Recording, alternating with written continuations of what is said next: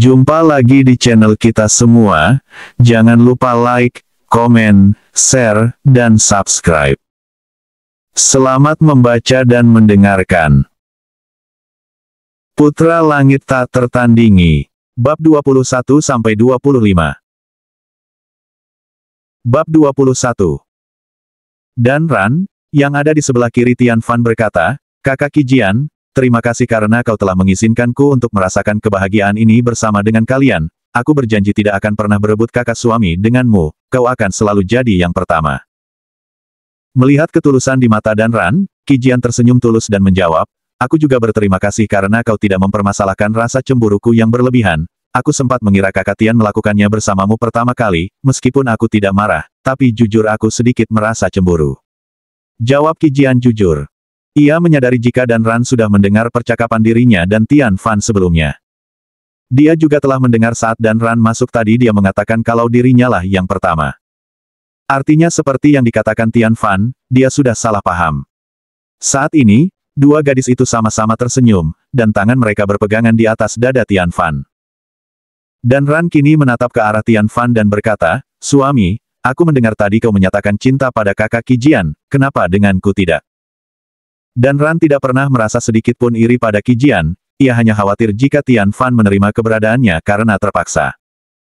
Tian Fan memandang ke arahnya lalu berpikir, sejak pertama dia memang belum pernah secara langsung menyatakan cintanya pada Dan Ran. Dia mengulas senyum di bibirnya dan berkata, "Bukankah yang kita lakukan, sudah lebih dalam dari sekedar pernyataan cinta?"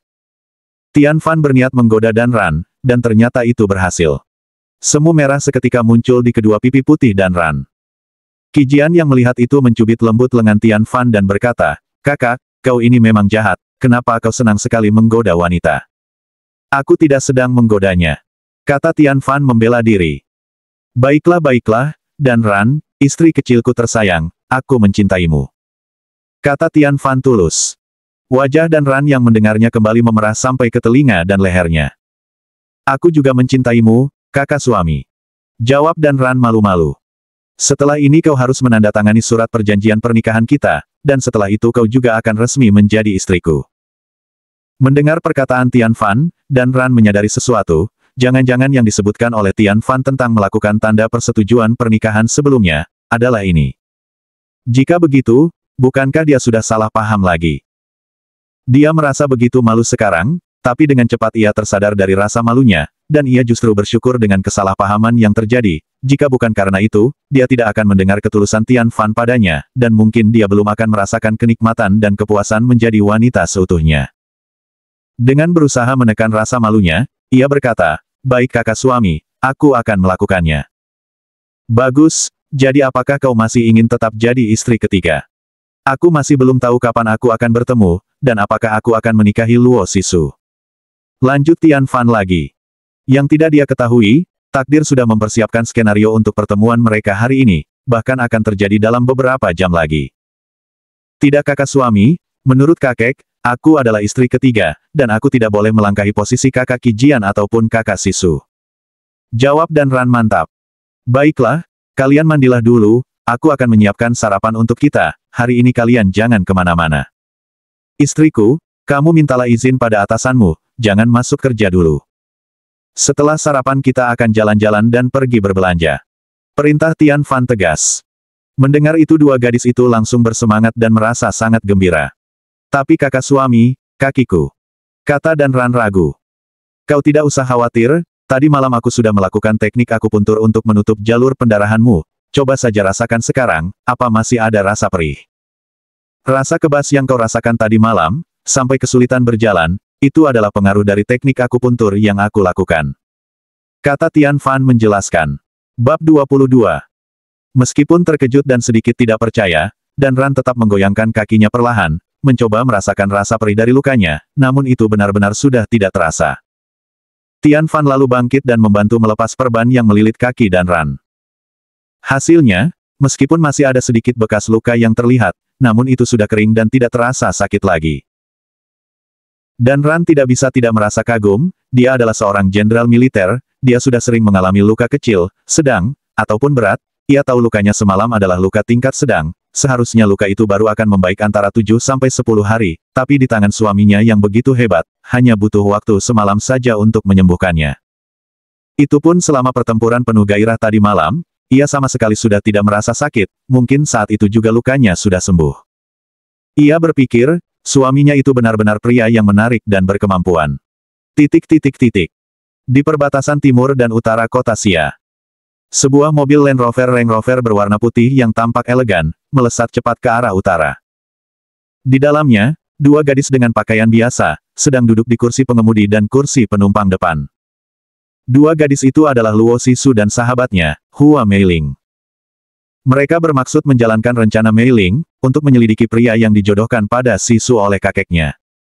Ia berencana mencari tahu secara diam-diam, dan menyamar sebagai orang lain, lalu masuk dan melakukan interaksi dengan pria itu. Saat ini Luo Sisu tidak mengetahui, jika pria yang dijodohkan kakeknya bukan hanya akan menaklukkan dirinya, tapi sahabatnya juga akan bertekuk lutut menyerahkan hati pada pria itu. Saat ini, mereka berdua sudah tiba di sebuah pusat perbelanjaan besar di utara kota Xia. Sementara itu, di villa nomor 1 Gunung Ganbu, Tian Fan dan dua gadis cantik di sisinya sedang sarapan. Kakak Tian, bukankah kau bilang kau akan pergi ke rumah keluarga Luo hari ini, bolehkah kami ikut bersamamu? Tanya Qi Jian. Kalian mau ikut? Sebenarnya aku tidak masalah, tapi aku akan berada di sana selama beberapa hari, bagaimana dengan pekerjaan kalian? Adik, bukankah kata ayah kamu sudah harus mulai ikut menjalankan perusahaan keluarga Luo, setelah kamu benar-benar sembuh? Dan istriku, apakah tidak apa-apa jika kau absen dari tugas militer selama beberapa hari? Tanya Tian Fan datar. Dua gadis cantik itu langsung menampilkan raut muka sedih, tapi apa yang Tian Fan katakan memang benar, masing-masing mereka memiliki kesibukan yang tidak bisa ditinggalkan dan dibiarkan begitu saja. Tapi kalian tenanglah, aku baru akan berangkat nanti sore, hari ini kita akan menghabiskan waktu bersama seharian. Kata Tian Fan mencoba menenangkan hati kedua belahan jiwanya itu. Qi Jian dan Dan Ran memaksakan senyum dan mengangguk.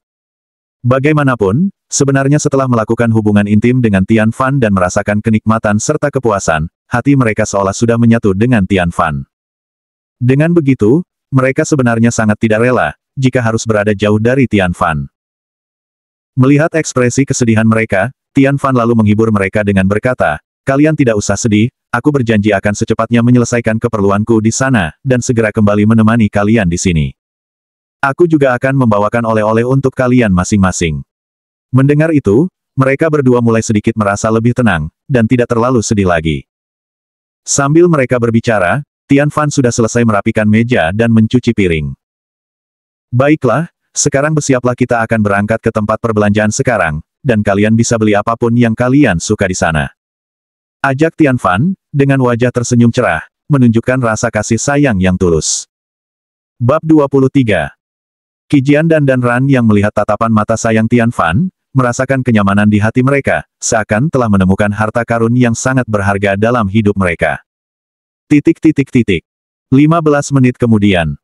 Di tempat parkir Grand Plaza Mall, bagian utara kota Xia. Sebuah Land Rover putih, terparkir aman di salah satu blok parkir mobil mewah, milik mall tersebut. Saat itu dari kejauhan muncul Mercedes-Benz G-Class berwarna hitam, mobil itu mulai mendekat dan terparkir rapi, berjarak sekitar 5 mobil dari mobil putih tadi. Dari mobil itu, seorang pria tampan dengan kemeja hitam sederhana, keluar dari mobil. Ia berjalan ke belakang dan membuka kedua pintu di kursi penumpang, secara bergantian. Setelahnya, muncul dua gadis yang cantik, tinggi, berkulit putih, mulus dan tanpa cacat. Sekilas pandang, mungkin orang-orang akan mengira pria itu adalah supir kedua gadis cantik itu. Namun tak lama kemudian, semua mata yang ada di sana terbelalak kaget, karena kedua gadis itu segera menggandeng tangan pria itu, secara bersamaan di kiri dan kanan. Mereka yang ada di sana, terutama para pria, menatap ke arah tiga orang mencolok itu dengan tatapan iri, dan mereka semua bergumam dalam hati, pasti pria itu telah melakukan jutaan kebaikan di kehidupan sebelumnya. Jika mereka diizinkan memiliki satu saja di antara kedua gadis itu, mereka sudah akan hidup bahagia seumur hidup mereka. Mereka bahkan tidak berani membayangkan jika bisa memiliki dua. Sayang sekali, yang belum mereka tahu. Tian Fan masih punya dua stok gadis lagi, yang tidak kurang sedikit pun dari mereka berdua yang sudah menjadi tunangannya. Jika mereka tahu, mereka mungkin akan mengutuk leluhur mereka, yang tidak banyak melakukan kebaikan. Di dalam Grand Plaza Mall, seorang gadis cantik sedang memilih pakaian di lantai 1. Saat itu seorang gadis yang ada di sampingnya yang tidak kalah cantik darinya, tengah menjepit kedua kakinya dan berkata, Mei Ling, kamu pilih saja dulu, aku akan ke toilet sebentar untuk buang air kecil.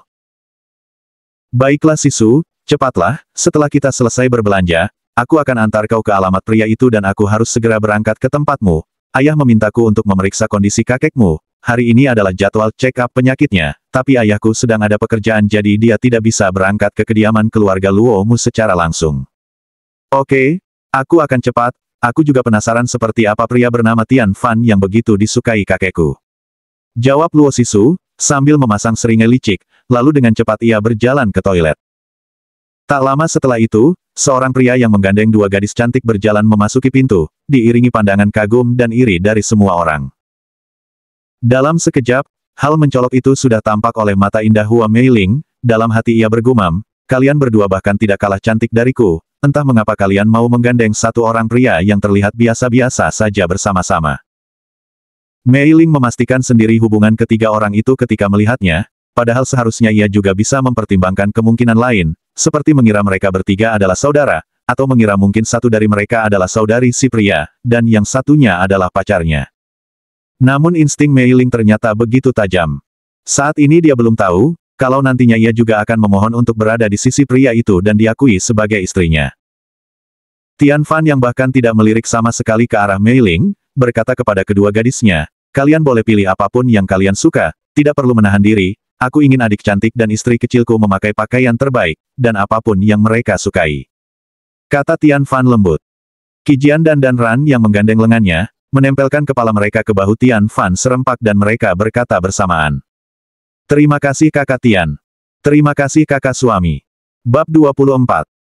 Meiling yang sebenarnya belum ada hubungannya dengan mereka, mengernyit dan menggumam pelan, tampaknya kau adalah tuan muda kaya, tapi sepertinya kau cukup sombong.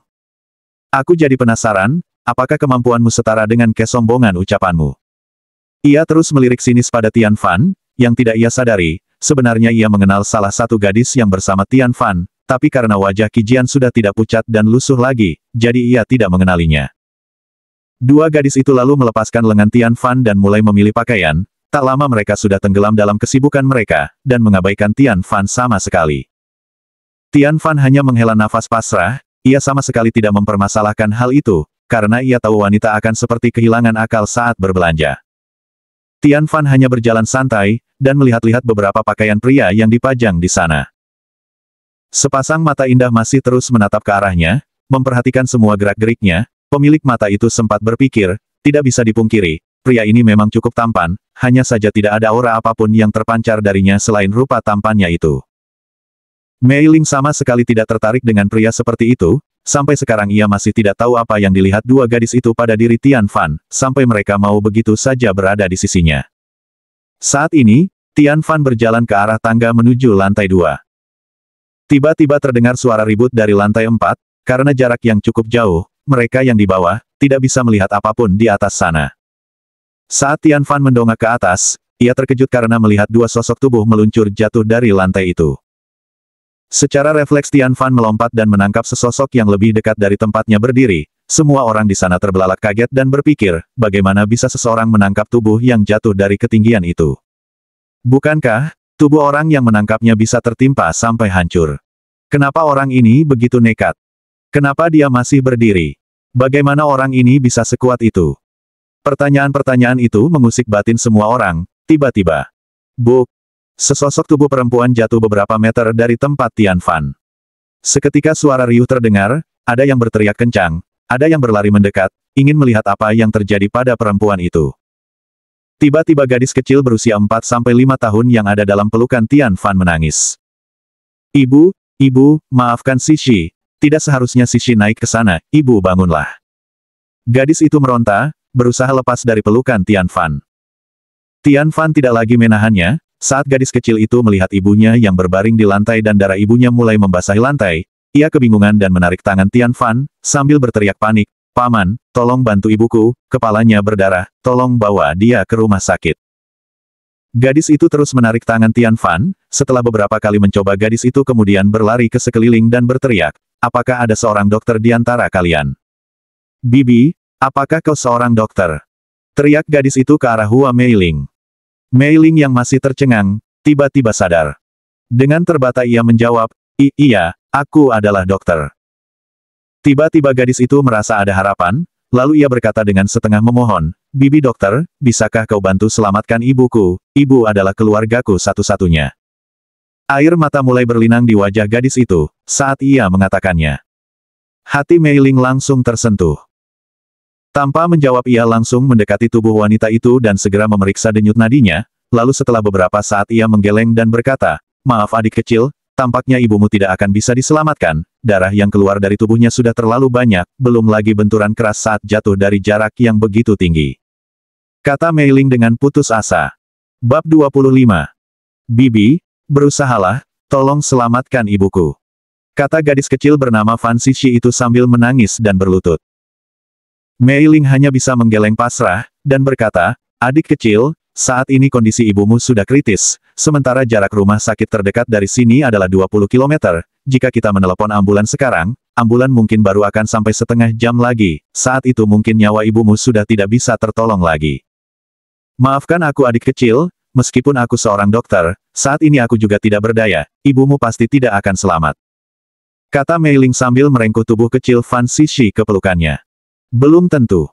Tiba-tiba sebuah suara nyaring terdengar, tidak jauh dari mereka.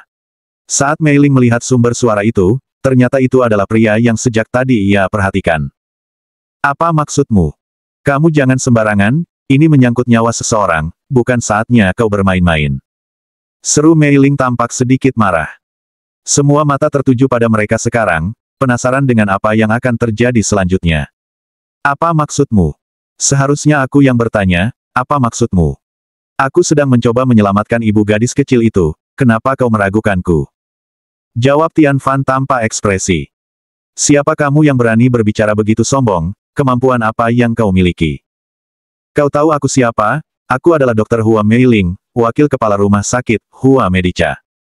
Ayahku adalah Hua Zhenhao, kepala rumah sakit dan jika kau tahu, mendiang kakekku adalah Dokter Ajaib Hua Mingwei. Aku sudah mendiagnosis kondisi pasien, jadi aku berani mengatakan jika sudah tidak ada harapan lagi untuk diselamatkan. Atas dasar apa kau berani membantah perkataanku, apa kau ingin meremehkan kemampuan keluargaku dalam bidang medis? Kata Meiling panjang lebar. Tian Fan hanya memasang senyum meremehkan, sambil ia berjalan dan lalu berjongkok di samping tubuh wanita itu.